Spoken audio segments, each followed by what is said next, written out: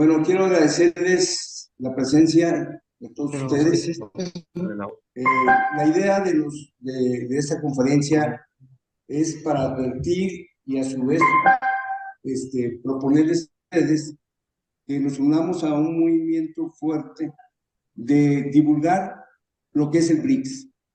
Ante una crisis económica que nos enfrentamos muy fuerte, donde Estados Unidos se ve que no tiene solución, Trump, ¿ya? Es una guerra comercial, una crisis que va a afectar a todo, muy parecida pues a la Edad Media, porque tenemos un sistema económico que se está derrumbando, en donde millones de dólares solamente son virtuales.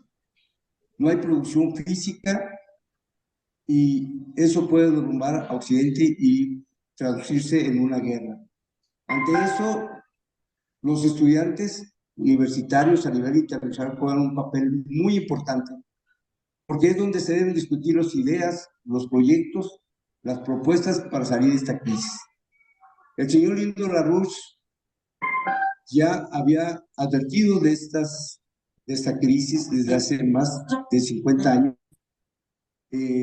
Pocos lo conocen ustedes, es una nueva generación. En lo personal, a las gentes que yo le he dado clases lo han venido conociendo. Y creo que una de las ideas que yo les quiero comentar, logradas por el señor Larouche, es que los chinos y los rusos lo escucharon. Gracias a eso, el llamado puente terrestre eurasiático, hoy conocido como la Ruta de la Seda, fue un logro de él. Y es tan importante haberlo discutido porque fueron estudiantes los que lo divulgaron, así como ustedes. Yo estaba sentado ahí hace más de 40 años y se nos invitó a participar. Y gracias a eso fuimos escuchados por estas gentes, los gobiernos, y se hizo realidad algo que parecía muy lejano gracias al movimiento de estudiantes, ¿sí? Gracias a la Ruta de la Seda, China ha logrado rescatar de la pobreza a más de 600 millones de pobres en China. Es casi el continente americano. Ustedes quieren un futuro, vamos a tener que pelear. Necesitamos proyectos de gran escala para infraestructura, porque esos proyectos mueven a la ciencia y a la tecnología, son retos que tenemos que hacer y son en las universidades donde se tienen que discutir eso. Allá afuera los políticos están muy confundidos, otros obviamente no están tan confundidos porque su objetivo no es la soberanía, no es el rescate de la economía, sino el acto y la usura, sobre todo de los banqueros. Las propuestas que nos lleven de Occidente o de los bancos es el famoso desarrollo. Para tener en cuenta lo único que están bien es que efectivamente si regresar a la pobreza, destruir las economías, y bueno, yo voy a ponerle al señor Dennis Moore. Él es fundador del Movimiento Instituto Chile, de la revista IR, y bueno, ha sido una de las personas claves para que se desarrollen todos estos proyectos, estas ideas que les van a hablar. Y bueno, les hago la presentación de Dennis Moore, que va a estar en su congresista, para la cual quiero que le den un aplauso. Bien, hola a todos, yo soy Carolina del Instituto Schiller.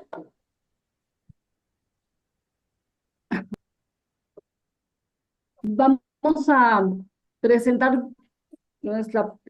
Se escucha un poco raro, pero ustedes me escuchan bien, ¿verdad? Y todo el mundo debe apagar su micrófono, por favor, incluso en Querétaro. En Querétaro apaguen su micrófono, por favor.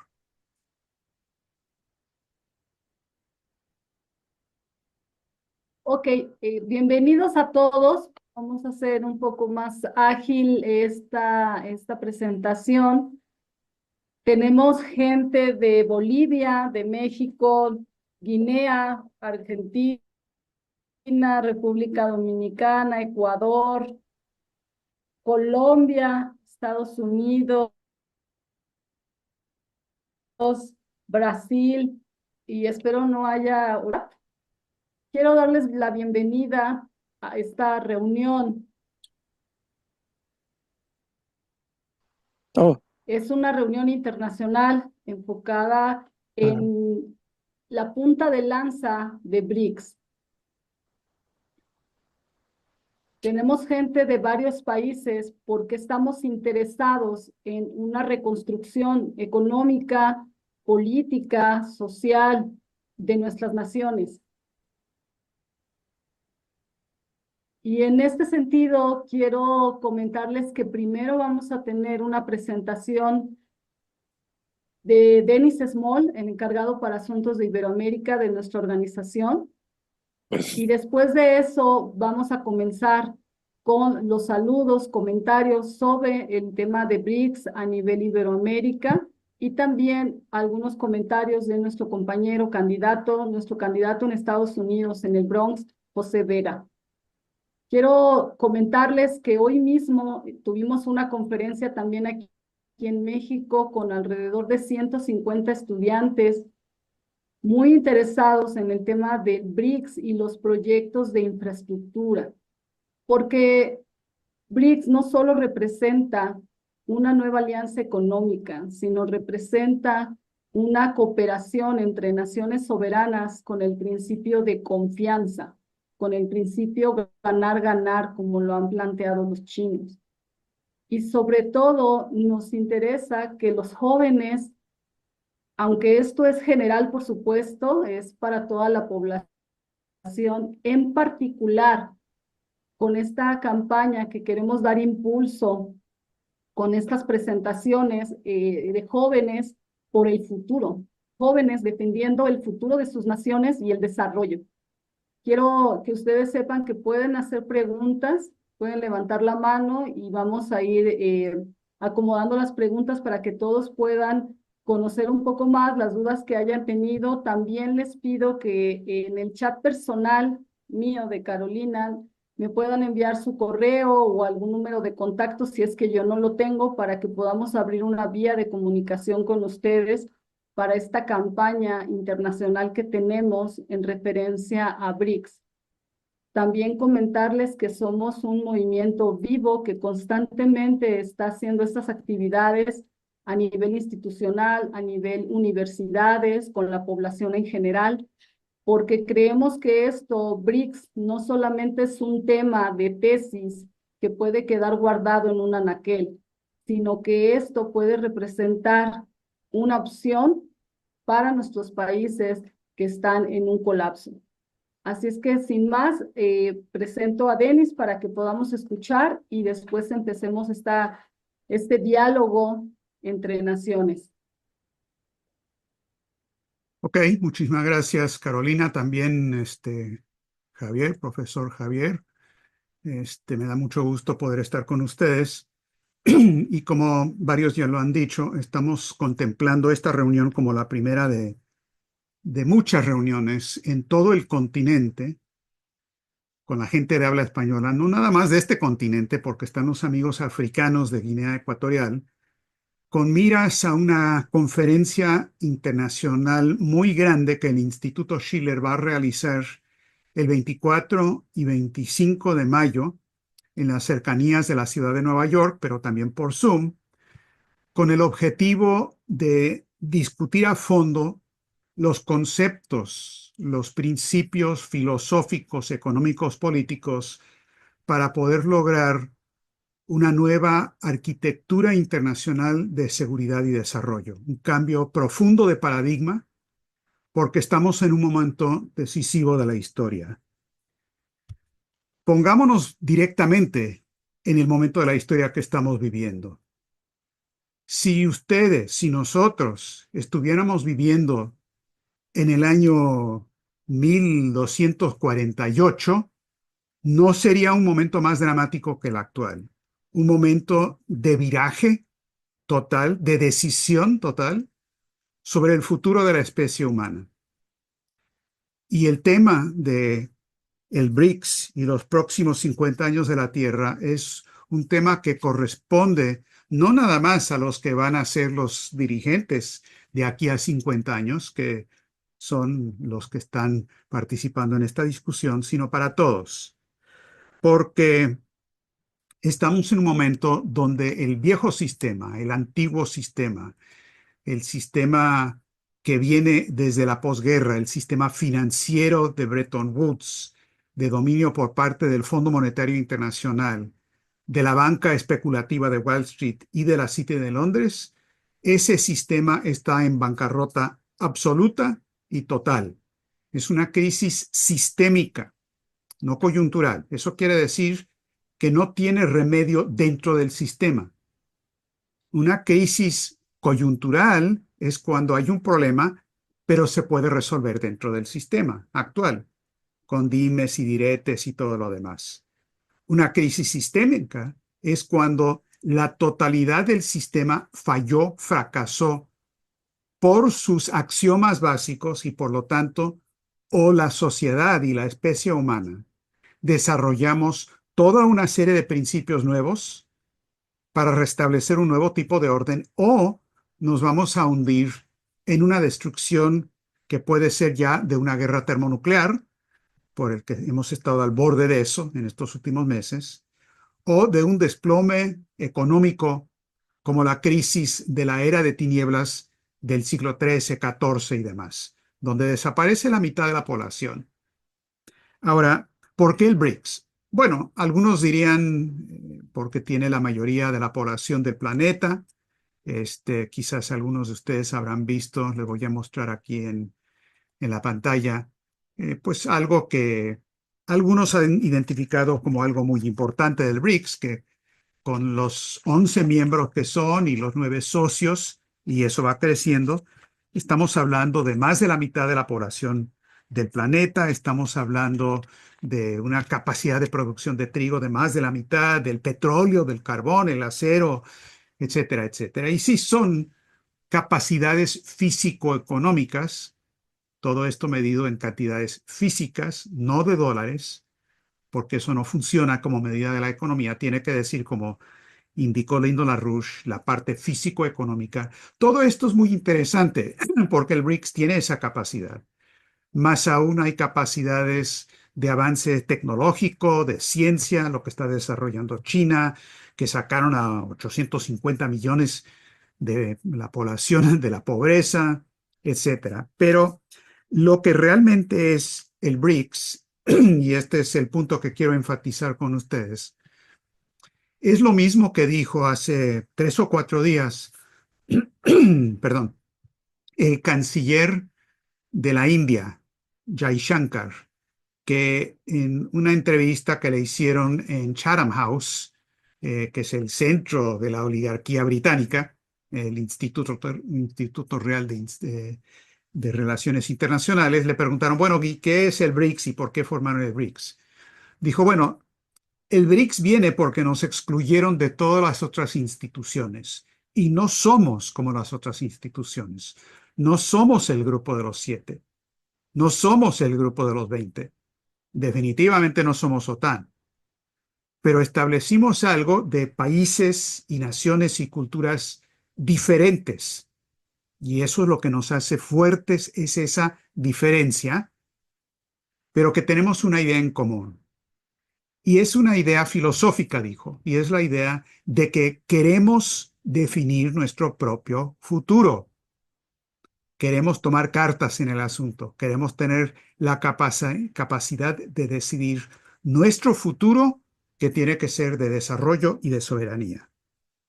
Y necesitamos, por lo tanto, dijo Jaishankar, una nueva arquitectura internacional, tanto de desarrollo como de seguridad. Bueno, muy bien, planteado así el problema, pero no la solución. Para poder hablar de la solución, que es la parte que siempre le ha correspondido al movimiento de LaRouche a lo largo de los 50 años de actividad política e intelectual de Lyndon LaRouche, a los que se refería el profesor Javier hace un momento, tenemos que ubicarnos en el momento histórico en el que vivimos. Esto es muy importante porque, aunque algunos tengamos 80, 70, 60, 40 años de edad, o aunque tengamos 20 o 18 años de edad, es muy importante entender este momento dentro de todo un periodo de cambio histórico, lo que ha estado pasando. No me voy a remontar al siglo X, no se preocupe. Alguien tiene que apagar su micrófono, por favor. A lo mejor puedes ayudar, Carolina, con eso. Pero sí quiero ver a mediados del siglo pasado, en 1971, que es mucho antes de que muchos de ustedes nacieran, especialmente los jóvenes, es el momento en que se desplomó por completo el sistema financiero de la posguerra. No tanto porque el presidente Nixon desacopló el dólar del sistema de reserva en oro, sino porque rompió la idea de un sistema de tipos de cambio fijos y más bien estableció un sistema de tipos de cambios flotantes entre las monedas y que por lo tanto permitía la especulación en las variaciones de las paridades. Y con esto vamos a pedirle al transcriptor que por favor apague porque no queremos que se haga eso. No fue mi intención autorizar eso. Esto es una discusión, no queremos tener la transcripción como tal. Entonces, lo que ocurrió fue una ruptura cuando se establece tipos de cambios flotantes. Eso abre las puertas de par en par a la especulación y empieza a haber un sistema de especulación que domina hasta llegar a una situación donde hoy tenemos más de 2.000 billones de dólares de valores ficticios especulativos. Y para que no tengamos ninguna duda o nos preocupemos por hacer sumas y restas, 2.000 billones es un 2 seguido de 15 ceros. Es una cantidad impagable, absolutamente impagable. Es un cáncer financiero que es imposible pagar. Pero la intención del sistema vigente hoy en día es imponer un sistema de saqueo para tratar de mantener esa burbuja especulativa, de guerras para mantener esa burbuja especulativa y de control político para mantener esa burbuja especulativa. Pasando del 71 al 82, es un momento donde hay crisis de la deuda de todos los países de Latinoamérica, muchos de ustedes se acordarán de eso, donde era absolutamente imposible pagar la deuda y se desarrollaron movimientos para declarar una moratoria a la deuda.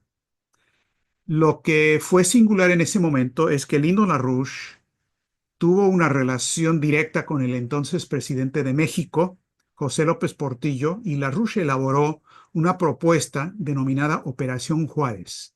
Y la idea es que los países latinoamericanos establecieran un club de deudores de la misma manera que los acreedores tienen su club para imponer su voluntad, pero que un club de deudores podría producir un cambio del paradigma, forzar un cambio y una revolución del sistema financiero internacional para eliminar la especulación y para lanzar grandes proyectos de desarrollo. López Portillo se movió con esa idea. Desafortunadamente, los presidentes en ese momento de Argentina y Brasil no lo hicieron y dejaron a México colgado de la brocha y pudiendo así dividir a los países latinoamericanos. Eso no funcionó, pero la propuesta era válida, hubiera funcionado.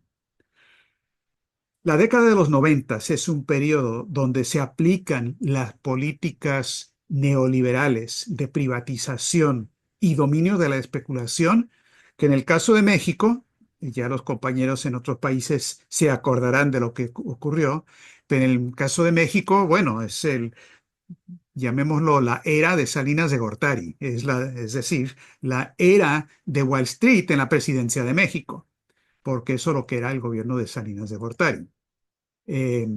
Ahora bien, en el caso de México, ese aspecto de Salinas de Gortari significó una especulación total y una dominio de la parte especulativa que simplemente dominó el país y causó una reducción del nivel de vida de la población. Sin embargo, en ese momento, en los 90s, empezó a surgir la idea en China y en otros lados, la idea de un puente terrestre mundial. Lo llamaron la nueva ruta de la seda. Y a fines de los 90s, Helga Seppler-Rouge, la fundadora del Instituto Schiller, viajó a China, la invitaron y tuvo una conferencia grande internacional con autoridades chinas en el 96, donde ella propuso la idea de una nueva ruta de la seda, pero a nivel internacional, lo que ella denominó el puente terrestre mundial. La idea de congelar los activos especulativos y canalizar el crédito nacional e internacional hacia grandes obras de infraestructura que aumentan la productividad físico-económica de las naciones y del planeta. Ahora, China hace las cosas a su propia manera. Todo lo hacen con características chinas, que tienen algo que ver con el marxismo, sin lugar a dudas, pero yo insistiría que tiene más que ver con Confucio que Carlos Marx. Tiene que ver con los dos, por supuesto, pero el papel de Confucio, la filosofía china de 2500 años, tiene mucho que ver con lo que ocurrió. Y avanzando hasta el año 2013, fue la fecha en que el presidente Xi Jinping propuso por primera vez la idea de la franja y la ruta, la franja y la ruta, luego se volvió la iniciativa de la franja y la ruta. Esa ahora es una propuesta integral donde todos los países están invitados, no importa su ideología, con la idea de canalizar la inversión hacia grandes proyectos de desarrollo. Y muchos países e instituciones, más de 100, se han conectado a la iniciativa de la Franja y la Ruta a pesar de las amenazas de Wall Street y el City de Londres, y ha empezado a haber un auge importante de las economías físicas vinculadas a la Franja y la Ruta. Fue en el 2014, un año después, que se reúne en Fortaleza, Brasil, y luego también en Brasilia, el BRICS. Y empieza el periodo de la expansión del BRICS, de los 5 países originales a lo que ahora son 20 países, 11 miembros, 9 socios, y eso va a crecer.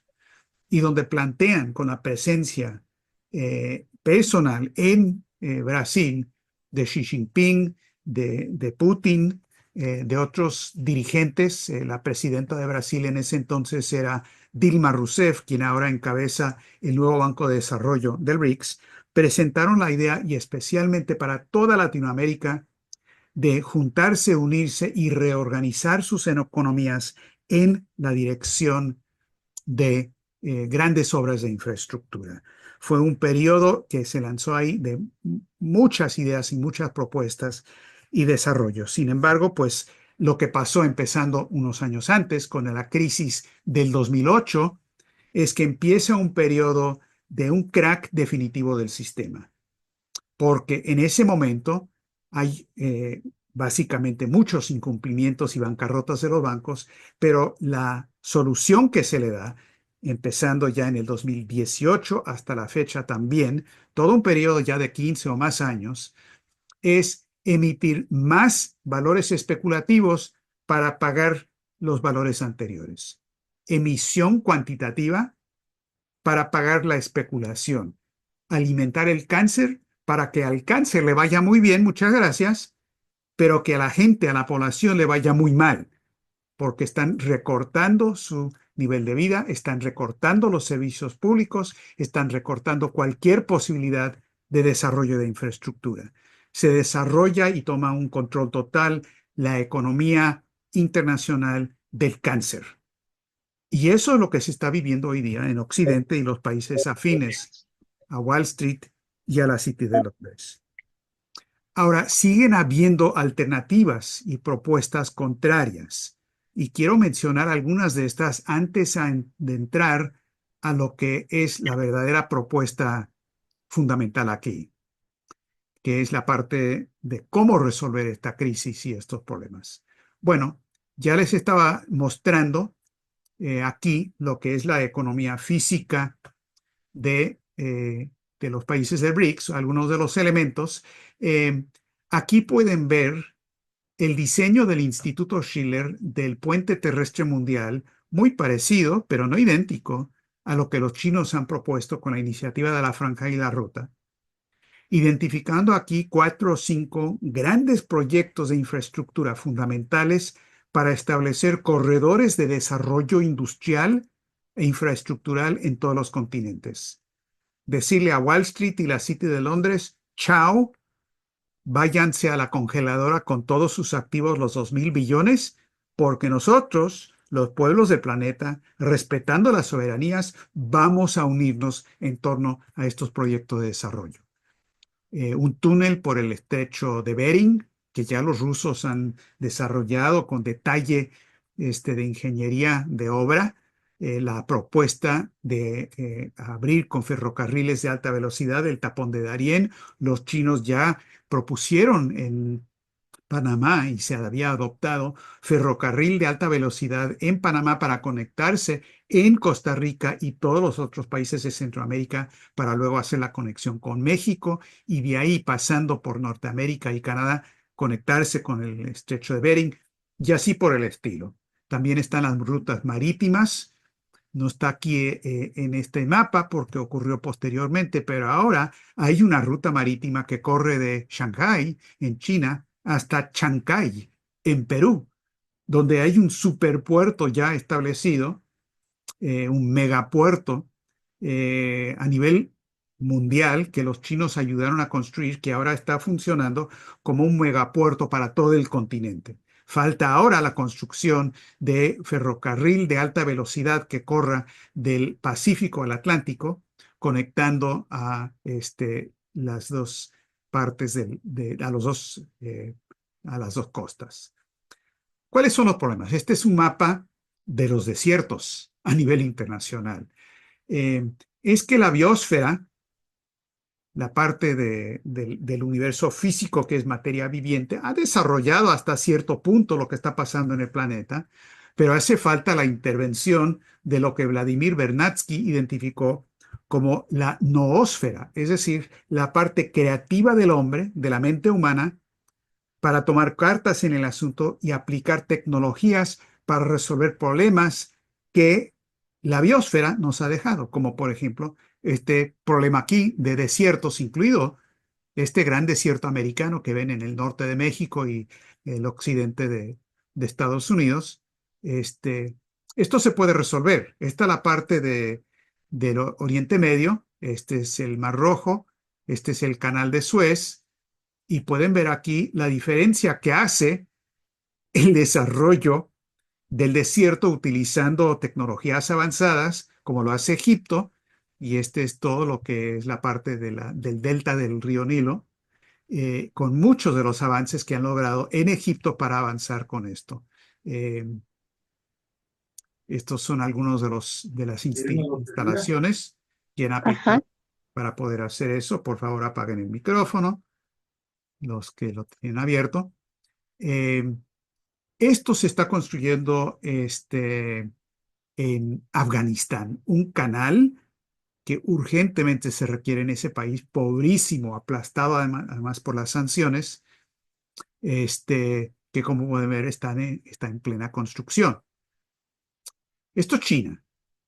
La mitad de China es desierto, o si no árido, semiárido.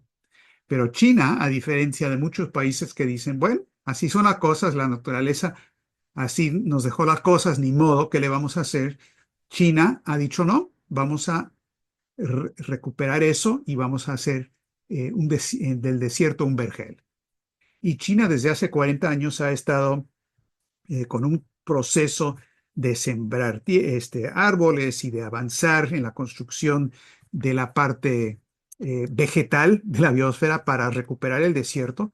Han logrado avances enormes. Es un proyecto que abarca la mitad del territorio nacional de China. Ahora, esa área es un equivalente a lo que es el territorio de la Unión Europea. Son bastante ambiciosos los chinos en este tipo de cuestiones. Aquí ven dos mapas de qué se puede hacer con el desierto. El gran desierto americano que pueden ver aquí, que tiene partes desérticas y luego partes semiáridas, que va en México, también corre a Estados Unidos. El Instituto Schiller, con amigos mexicanos y otros, ha propuesto una serie de proyectos, grandes obras de canales y gestión de agua, especialmente los proyectos en México del Plino, el Plan Hidráulico del Noroeste, y el Pligón, el Plan Hidráulico del Golfo Norte, pero también un proyecto mucho más ambicioso que viene del periodo de Kennedy en Estados Unidos, pero que nunca se hizo, que es el Plan de Nahuapa, de traer agua que no se utiliza para nada ahora de la sección de la parte del Ártico, del continente, bajar eso por ríos artificiales nuevos que se crearían en el occidente de Estados Unidos y llevar mucha, mucha agua al norte de México.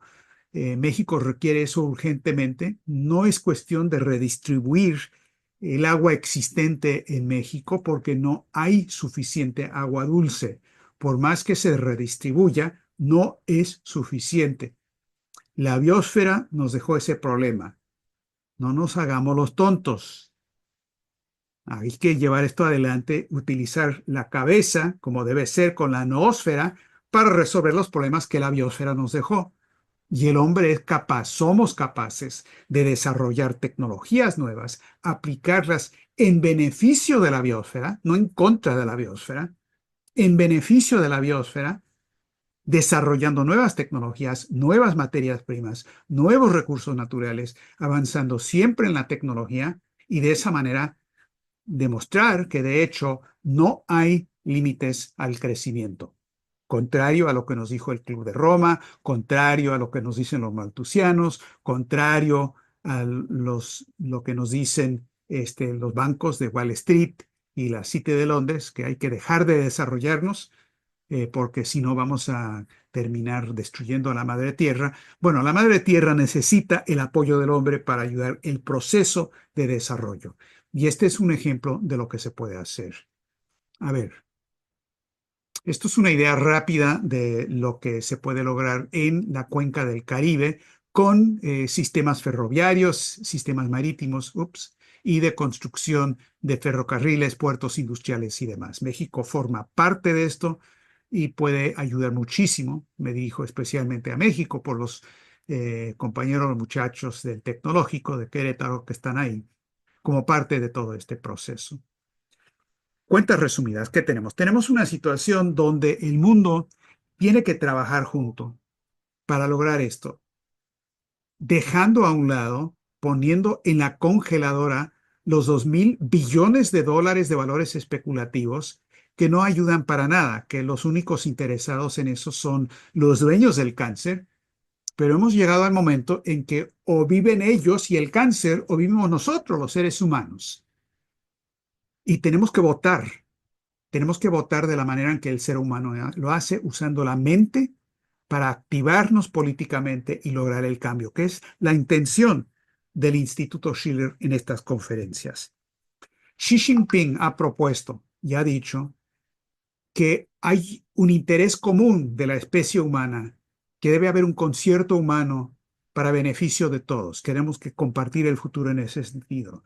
Y dice muy correctamente que la economía no es un juego de suma cero, es una situación de ganar-ganar. Todos podemos ganar, excepto Wall Street y la City de Londres, por supuesto.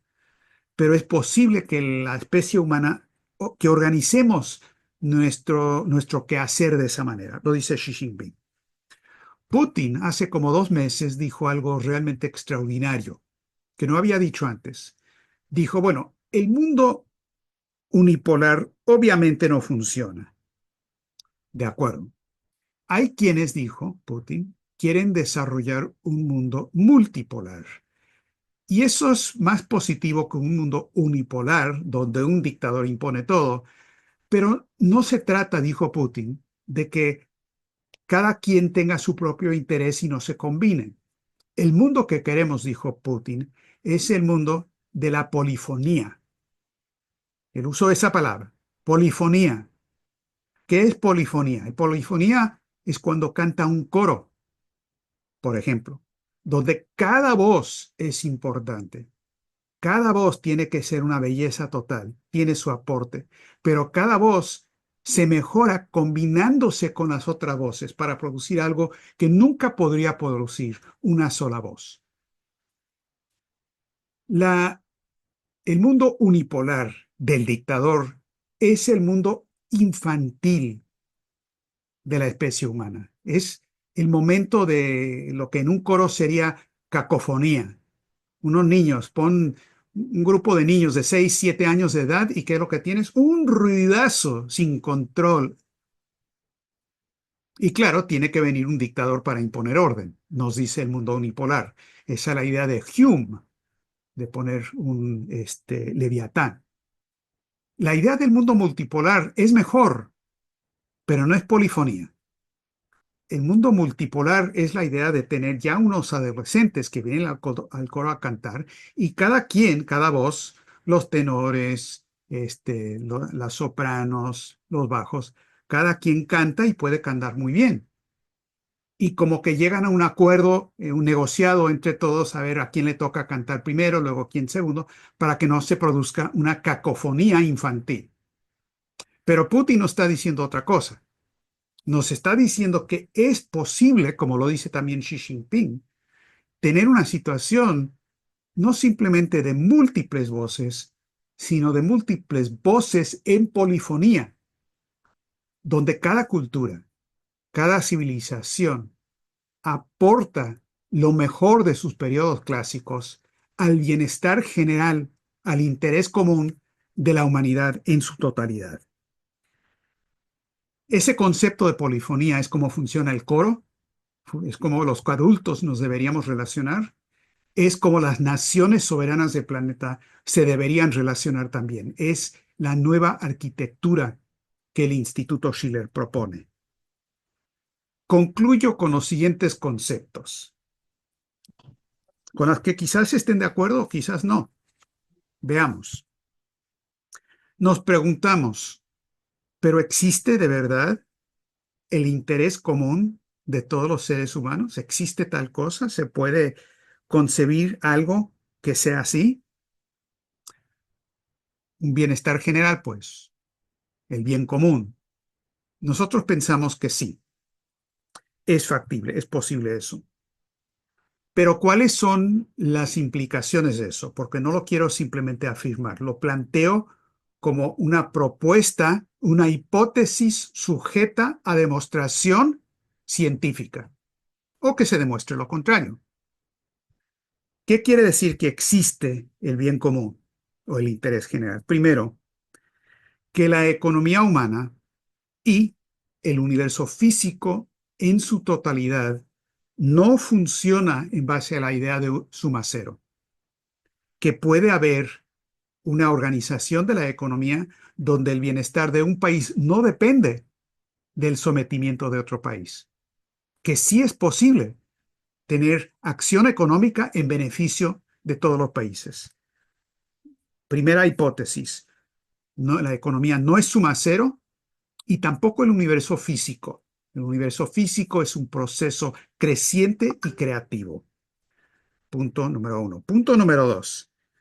Esto que acabo de afirmar no es simplemente un planteamiento que se adopta porque sí nada más.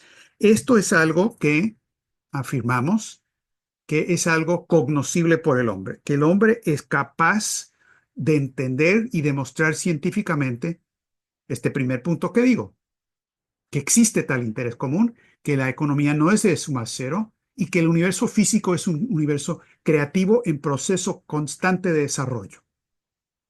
No es cierto el universo de Aristóteles, de que Dios creó el mundo y ahí quedó. Y cada vez que se requiere un cambio, pues Dios tiene que meter la mano, el Deus ex machina, como decía Descartes, y darle vuelta a la cuerda del universo. El universo mismo tiene empotrado el principio creativo de autodesarrollo. Y que el hombre es capaz de conocer esto. Que lo de la mente humana puede llegar a conocer algo más allá de la percepción sensorial. que no estamos limitados a lo que los sentidos nos dan a entender, que la mente humana es capaz de formar hipótesis sobre la causa de aquello que percibimos, lo que nos dice Platón, y Cusa, y Leibniz y muchos otros, que la mente humana, por lo tanto, puede llegar a conocer principios físicos universales que van mucho más allá de la simple percepción sensorial. Ese es el segundo punto. Y el tercer punto, quizás el más importante de todos, es que el hombre no solamente está dotado de una capacidad de creatividad para entender este universo físico creativo, sino que también esa misma creatividad significa que tenemos libre albedrío, que somos libres, que la mente humana es libre para escoger, no libre para hacer cualquier cosa que se nos pegue la gana. Libertad no es lo mismo que libertinaje. Ojo, libertad es el uso de la mente humana para entender el universo creativo para bien de toda la especie humana. Y que ese libre albedrío nos da la opción, la posibilidad de hacer el bien, de escoger entre el bien y el mal, de actuar de manera moral. Y como nos dice Schiller, de donde el Instituto Schiller toma su nombre, somos capaces de querer escoger el bien. No solamente de que está ahí, es posible, es un dictado moral, sino que nuestros deseos más íntimos sean de hacer el bien, de poner nuestras emociones en correspondencia con nuestra mente. Eso es algo muy difícil para explicarle a un adolescente. Pero los adultos, especialmente los adultos jóvenes, pueden llegar a entender esto porque están desarrollando sus mentes exactamente de esta manera. Y les fascina y les da miedo el poder que están descubriendo de sus propias mentes.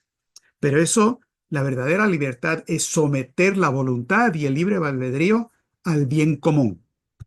Ahora, este último punto es quizás el más debatido, el más polémico, y por lo tanto lo quiero enfatizar una vez más. Y voy a terminar mostrándoles en la pantalla una cita de Helga Zepp-LaRouche, donde ella desarrolló 10 principios para la nueva arquitectura que estamos buscando. Este es el 10º punto, donde ella dice lo siguiente: el supuesto básico para el nuevo paradigma es que el hombre es fundamentalmente bueno y capaz de perfeccionar infinitamente la creatividad de su mente y la belleza de su alma, siendo la fuerza geológica más avanzada del universo, lo que demuestra que las leyes de la mente y las del universo físico están en correspondencia y cohesión,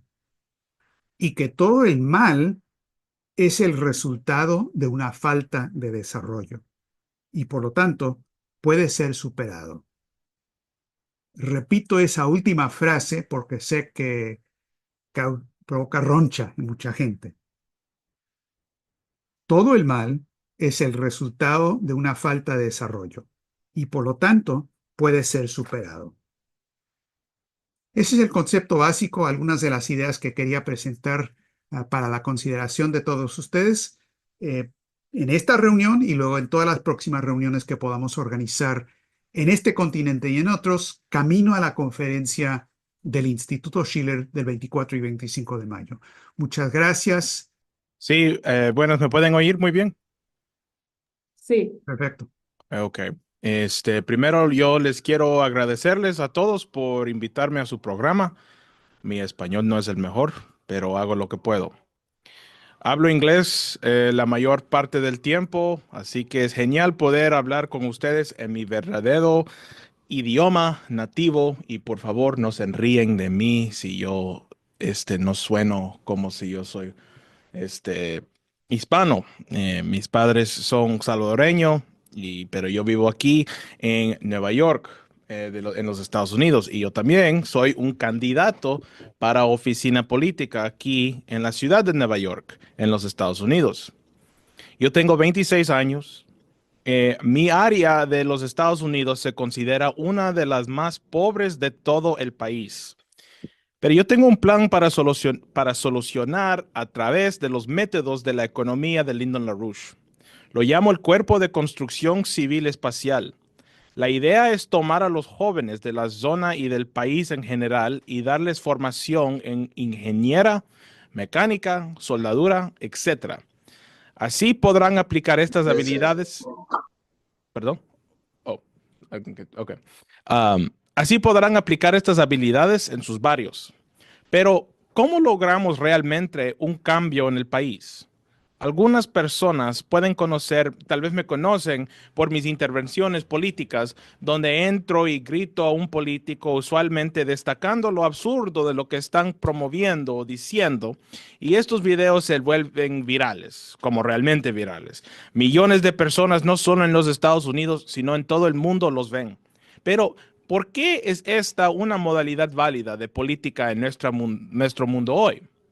La intervención del tipo que yo hago es la misma que el diálogo socrático. Ya sea que estés gritando a un político o teniendo un diálogo uno a uno. En cada instancia estás aumentando la tensión positiva en la habitación para abordar un problema evidente. Y en esa tensión productiva es donde realmente puede radicar el cambio. Allí es donde encuentras a tus aliados, tu apoyo. Encontrarás personas que piensan igual que tú y estarán dispuestas a ayudarte. Ahí es donde radica nuestro verdadero poder y eso será necesario de todos ustedes también. Por eso yo trabajo con esta organización y por eso he dedicado mi vida a los principios que mejorarán a la humanidad en su conjunto.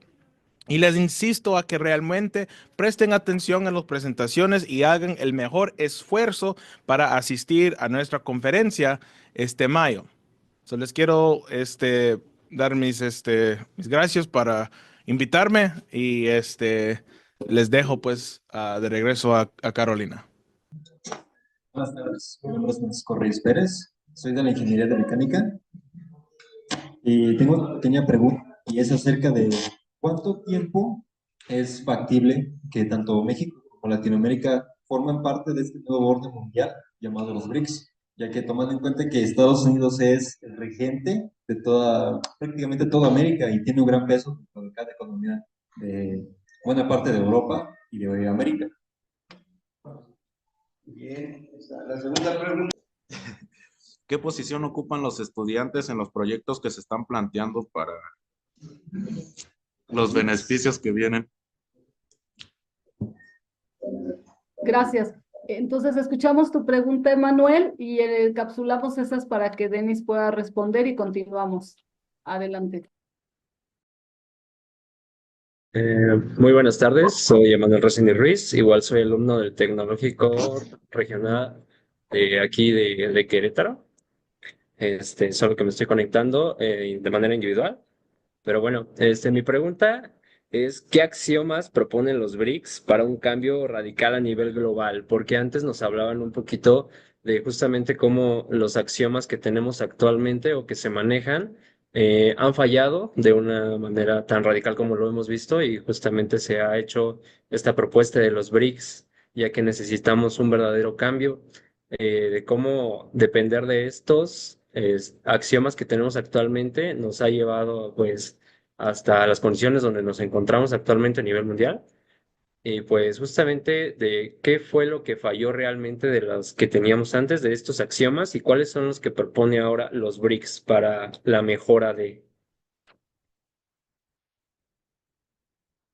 ¿Sí escucha bien? Sí, perfecto, muy bien. Sí, gracias. Adelante, Denis.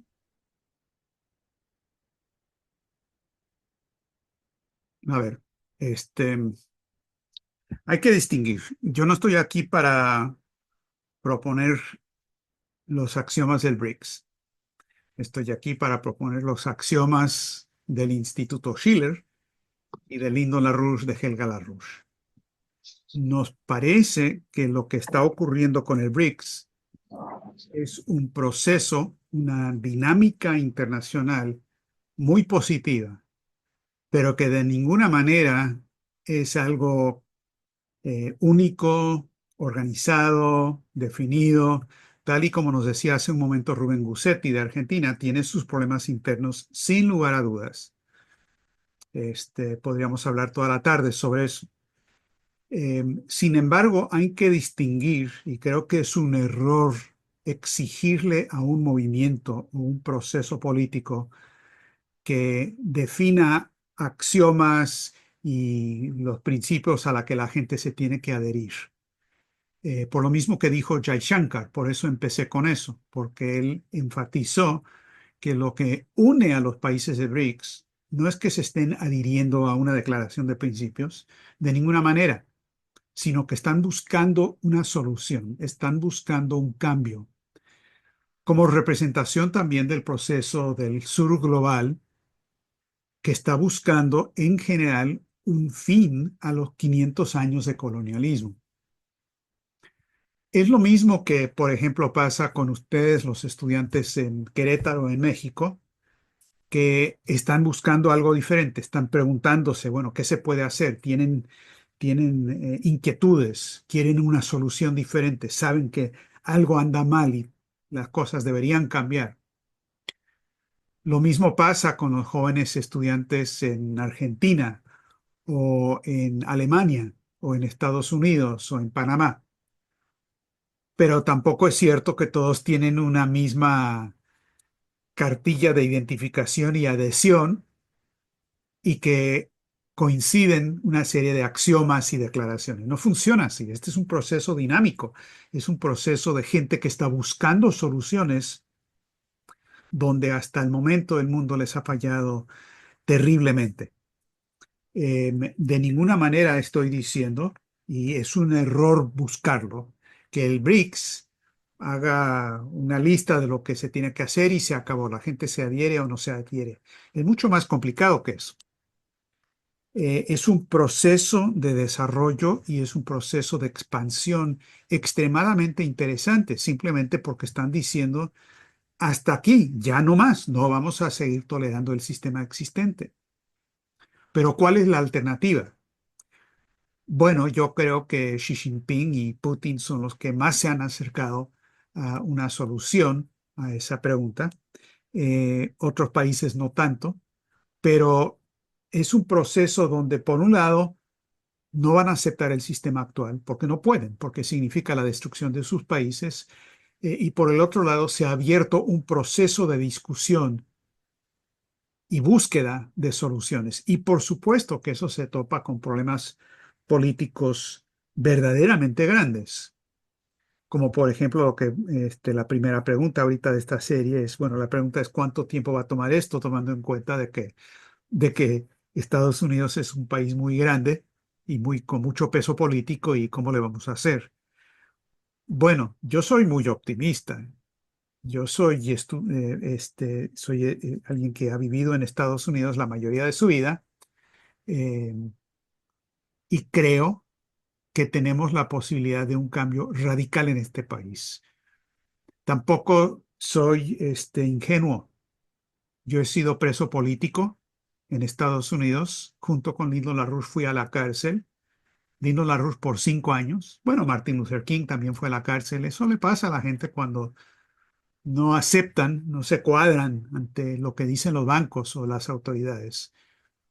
Y me tocó pasar un par de años de cárcel por defender principios que deberían ser los principios de mi país en este momento, que eran los principios de Estados Unidos cuando se fundó, con Washington, con Franklin, con Alexander Hamilton, pero que se violan constantemente por lo que hace Wall Street y la City de Londres. Sin embargo, o no sin embargo, sino por eso mismo, por lo que he pasado, tengo un gran optimismo sobre la posibilidad de cambios dramáticos en Estados Unidos, como ha ocurrido en otros momentos de la historia. Por eso creo que el tiempo que puede tomar esto es quizás mucho menos de lo que uno se imaginaría. ¿Por qué? Y esto nos lleva a todas las preguntas que están haciendo. ¿Cuáles son los axiomas? ¿Qué fue lo que falló? Bueno, lo que falló, por eso indiqué el cambio del 71, lo que falló es la aplicación a la economía, al sistema financiero, de una visión, de un concepto económico malthusiano, es decir, que no hay recursos adecuados para que se siga desarrollando la especie humana. No podemos seguir teniendo un crecimiento demográfico porque vamos a agotar todos los recursos y por lo tanto tenemos que aplicar austeridad pues a las partes más débiles. Esto fue toda la teoría del Club de Roma y esto defendido en base a un concepto de lo que es la economía, que es cómo distribuir recursos escasos. Esa misma definición de economía y a veces también de ingeniería es axiomáticamente falsa, porque los recursos no son finitos. El petróleo sí, es finito, gas natural finito, hierro finito, etcétera, etcétera. Pero el recurso primario de la economía, la mente humana, la mente no es finita. La mente tiene una capacidad infinita, sin límites, de generar constantemente soluciones a problemas que el desarrollo mismo crea. Ese es el trabajo del ingeniero. El trabajo del ingeniero es resolver problemas, de encontrar soluciones a lo que antes no se podía resolver. Y la ciencia, que es lo que impulsa la ingeniería y la tecnología, descubre nuevos principios físicos que nos permite hacer eso. Tomemos el caso de energía. La historia de la especie humana es la historia de saltos de plataforma tecnológica, especialmente en energía. Desde producción energética de muy baja densidad de flujo energético. ¿Qué quiere decir eso? Que no basta simplemente la cantidad de energía, es una cuestión de cuál es la concentración o la densidad de su uso.